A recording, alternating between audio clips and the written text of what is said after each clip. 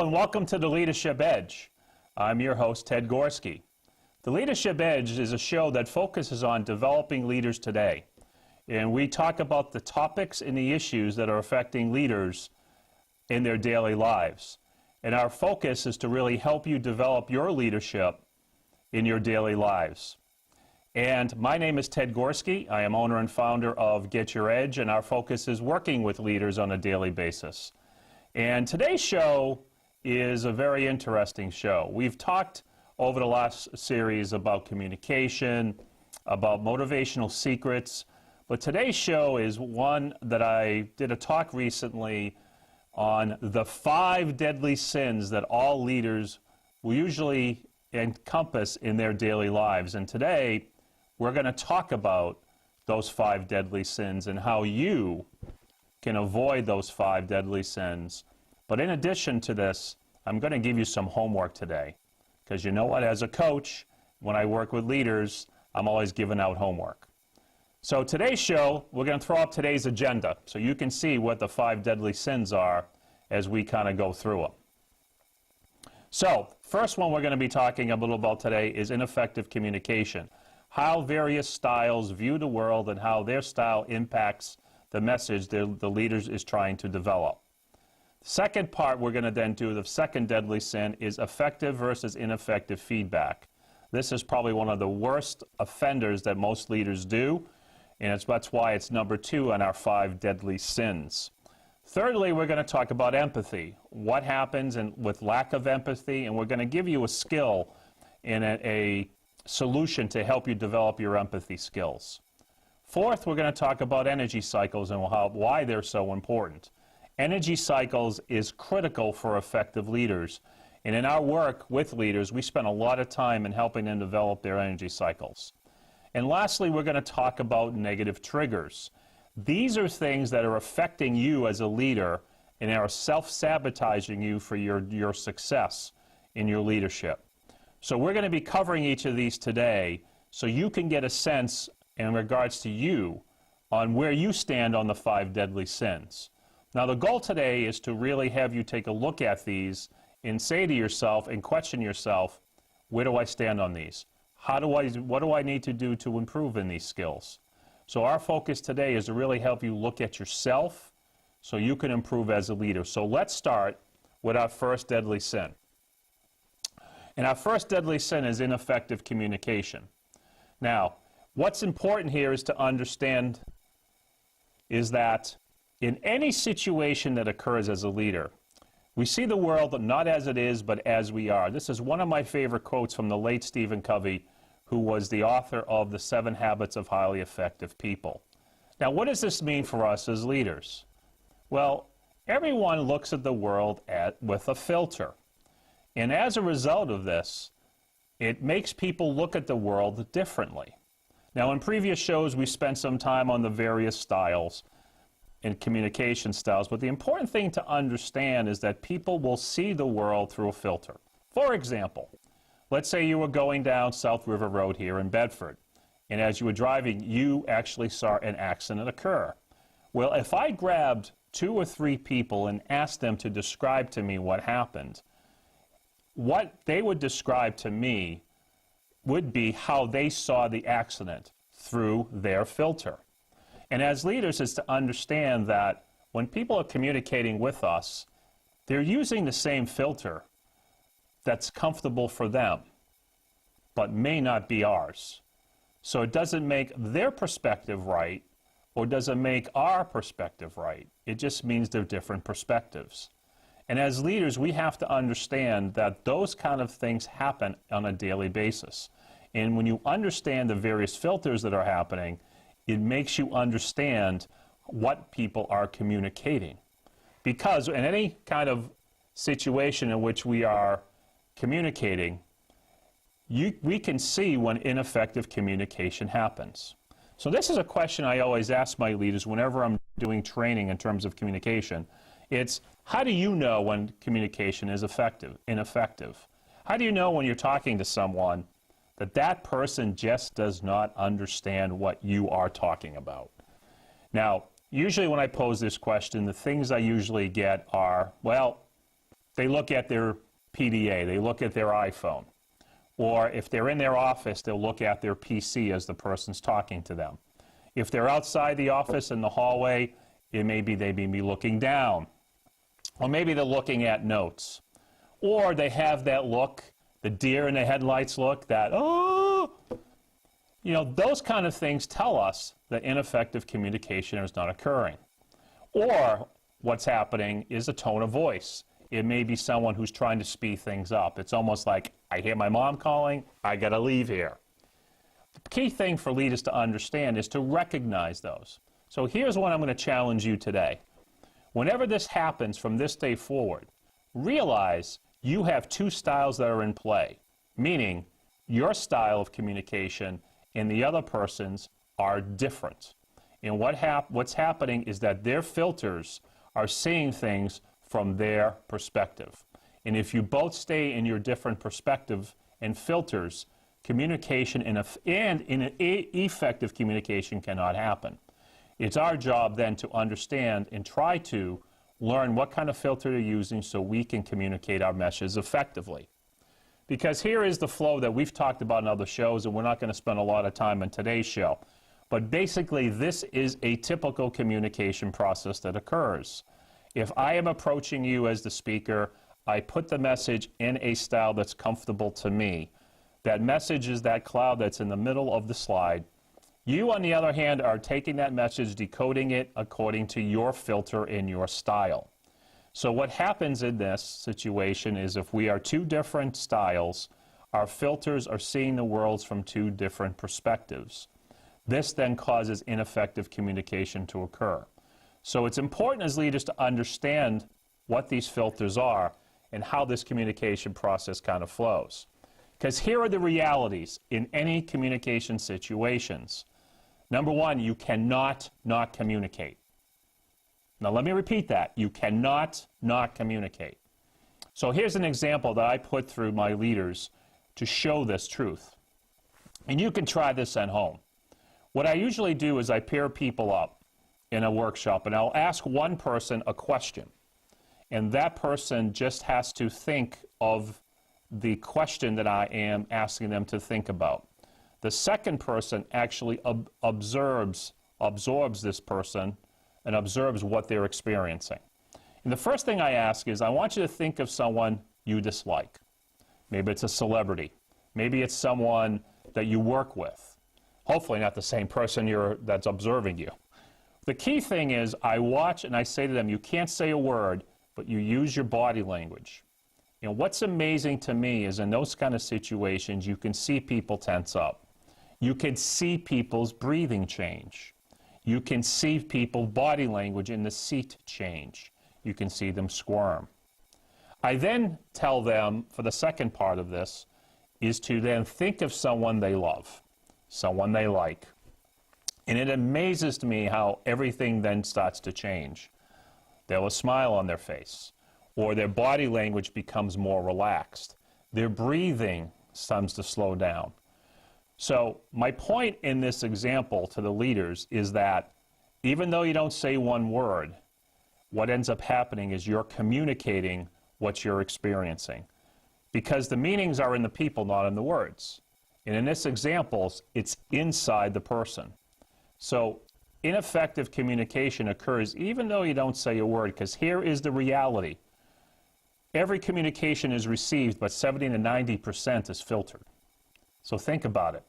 If my filter is different than yours, I'm actually taking most of your message and I'm changing it according to something that comes from my perspective. So these are the realities that's happening as a leader. So it's important for you to understand these are realities that are into play. Because here are a couple things for you to understand and realize. There is a difference between listening and hearing. Now, with hearing, what happens is you are accepting the sound waves that are coming from my voice. As you're watching the show today, you're hearing me. You're hearing the transmission of my sound waves to your eardrum, which eventually goes to your brain. Listening, on the other hand, is taking these sound waves and you put meaning into that translation. Now, think about this for a minute. If we are looking at the world from two different filters, you can see what happens when you transmit this meaning to you. You will actually transmit it into your type of filter. So you may be hearing the same sound waves, but your transmission in the meaning comes to you through the way you see your world. Because here is the realities. There are studies out there that tell us that we can speak at 150 words a minute. Wow. Now, you may say, well, Ted, you should be at my family gatherings. We can talk a lot faster than that. But for the most part, people deal at 150 words a minute. We can listen at 500 words a minute.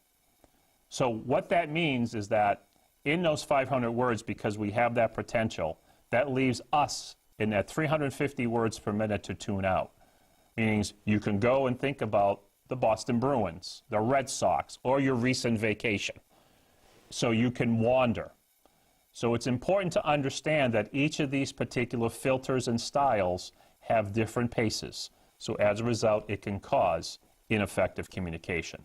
So this is the first deadly sin in regards to how leaders can affect others. So our second deadly sin is ineffective feedback. Now, let me tell you this. In terms of this deadly sin, this is probably one of the worst offenders that I see out there in the business world. Now, the key thing about ineffective communication is a couple of things here that I've highlighted in red. They focus on liabilities, and there's always some type of time pressure. Whenever ineffective communicative feedback is happening, what's happening is that the leader really focuses on what the person is not doing, what they cannot do. And what ends up happening is that affects how they see themselves and how they perform. But more importantly, that I hear all the time is, Ted, I don't have time to give this feedback. Well, my thing I say to people is you cannot not invest this time. This is probably one of the most important conversations you can have as a leader. But when it becomes time pressured, what ends up happening is it becomes a check mark off someone's list. So it's important to understand that if you're thinking about this time pressure and you look at your watch and say, well, I got 5 minutes. Let me give Ted some feedback. Sorry, that doesn't work. Because here's the whole concept of effective feedback. It focuses on strengths. It focuses on what the person can do. And more importantly, it allows sufficient time. It is a process in which it happens. So there is no time pressure to this. Because what we want to do is provide enough of time to allow effective feedback to occur. So it does not look at a watch. It is about investing of time. So this is one thing that most leaders have difficulty with that they need to improve. So here is my remedy, and here's a challenge I'm going to give to you this week. I call it Catch the Good Patrol. And I do this for a lot of leaders that I coach. And what I say to them is I want you to look around, and I want you to find good during the day. And most of the time, leaders will tell me, well, Ted, I don't have a lot of time. Well, my question is, do you go get coffee? Do you go to the restroom? This is the perfect time to look for good, and you have 5 minutes to do so. So if you catch good in the first minute, you still got 4 more minutes to find the greatness that's happening around you. Because guess what leaders are programmed to do? I call it gotcha leadership. They walk around and say, gotcha, gotcha, gotcha. And what it means is they're looking for bad. And if you look for bad, you are asking for bad. I'm asking you to look for good, because the more you can reinforce good, the more you're going to get back. But most leaders today are focused on bad, and they get that back. So that's one of my remedies for you this week, is 5 minutes a day, look for good, and reinforce that. And you know what? If you have more time, I want you to add more time. So that's one of your assignments for this week. Which leads us to the third deadly sin, lack of empathy. Now, a lot of leaders say to me, well, Ted, I can't necessarily give empathy because it's telling me that I have to agree with what the person is feeling. Here is the whole fundamental concept of empathy. It's about understanding what the other person is feeling, not agreeing with it. And one of the tools that you can use that really will help you is a thing called empathy statements. Now, quite simply, what these are is it allows you to convey an understanding, but more importantly, understand the emotion that's happening. because part of empathy is understanding that. And what we want to do is be able to link this feeling with the situation. This is one of the most powerful tools that you can use to develop your empathy. And this is the general format of that statement. The first thing you want to do is say to yourself, it seems, I can understand, I realize, I see. The second part you want to do is actually identify that feeling that the person is experiencing. Are they experiencing fear, anxiety, anger? And then tie it back to the situation.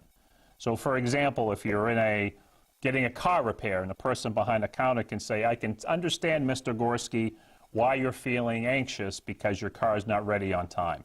Let me see what I can do to help you through this. And this example, it just shows you that what you're doing is recognizing what the person is experiencing at that moment. The key thing for most leaders is they don't have that ability to understand what that person is feeling. They don't have the ability to tie back what they're experiencing at that moment. And what I do is I help leaders understand and help them recognize what exactly is that person experiencing. We call that empathy accuracy. What is that person experiencing, and identifying that. So the challenge for you this week is to practice your empathy. Practice these statements. Look at people and ask them through an experience, it seems to me that you are experiencing, and identifying it. Because the more that you can practice this, the more that you can become more effective identifying what someone is feeling. And if the most successful leaders I know today use and apply empathy on a daily basis.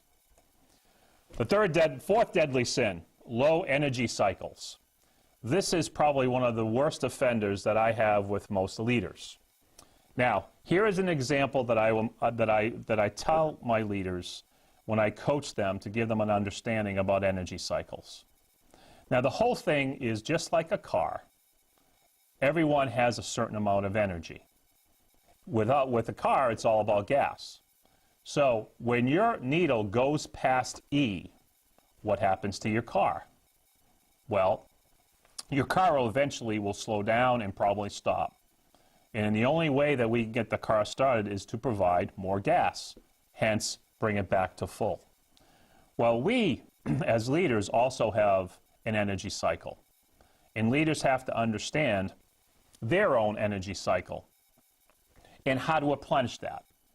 Now, when leaders have low energy and their cycles are low, what ends up happening is they become very impatient, they don't become not great listeners, and as a result, can cause a lot of problems.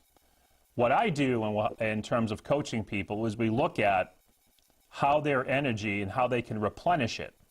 Because unlike a car, we as leaders can go past E, but the worst part is we can continue to go past E to the point that it's non-existent. But bad results occur because we don't have enough energy to function properly. And so what we do is we help identify leaders ways that they can replenish their gas tank.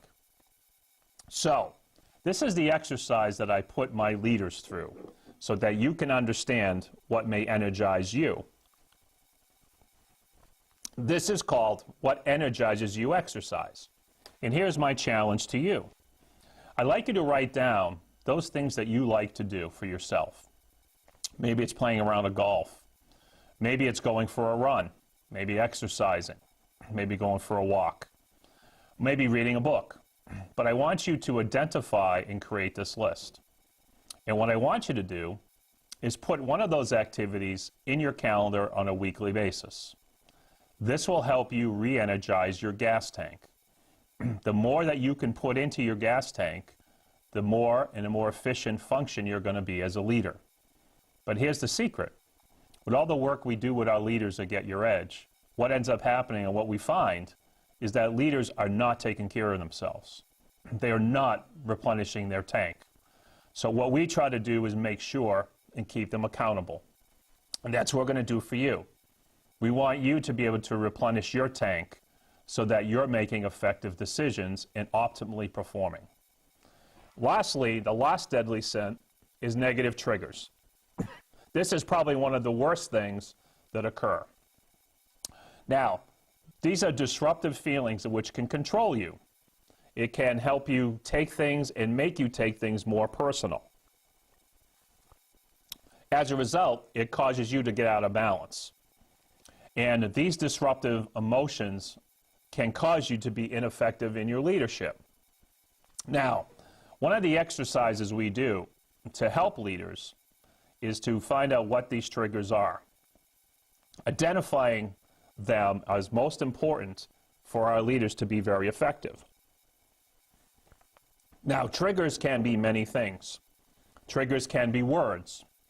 It can be a special phrase. Have your parents ever said to you, "Don't look at me like that"?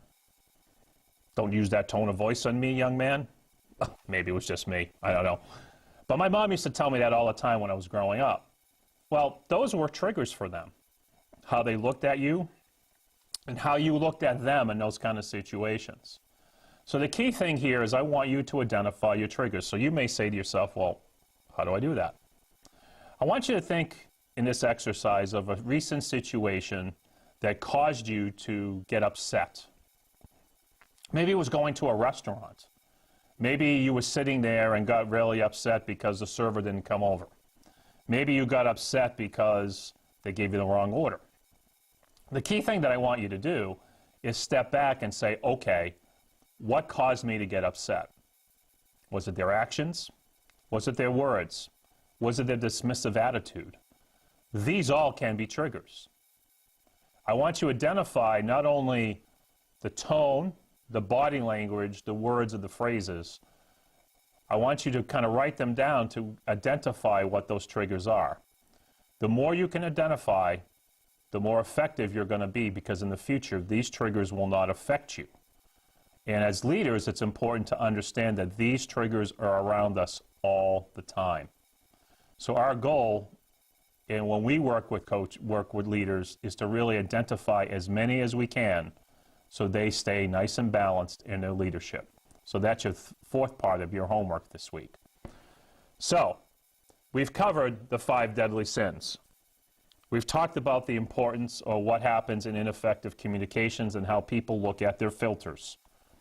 We talked about the ineffective feedback, well, how that can cause problems, and we gave you a skill on what you can do by understanding how you can give feedback and doing the catch the good exercise.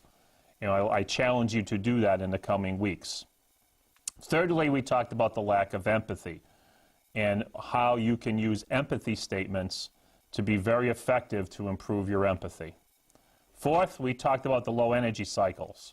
And your homework is to identify those activities that you like to do for yourself that energize you and put them in your calendar on a weekly basis.